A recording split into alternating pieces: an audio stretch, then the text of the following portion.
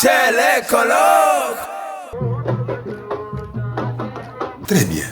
teel ma ko nii rek maa ngi ñëw dégg nga. da ngay génn waaw baax.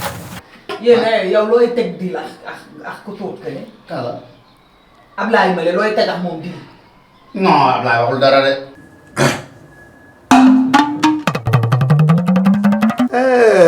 waay. gis nga. xanaa lii du tama dong foo jëlee tama ji. ci biir néeg bi.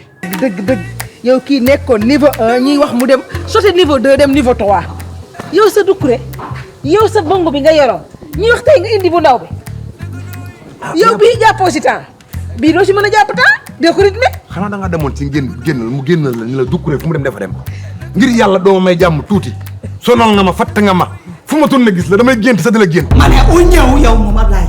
Ablaye la aw man. paa bii yor tama jee.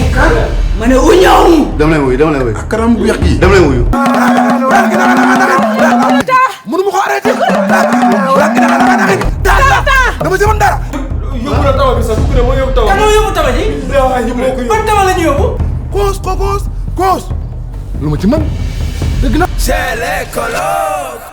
C'est une série chez les colocs, vendredi, sur la Sen TV et sur la chaîne YouTube de Cristal Vision. Votre vision devient une réalité.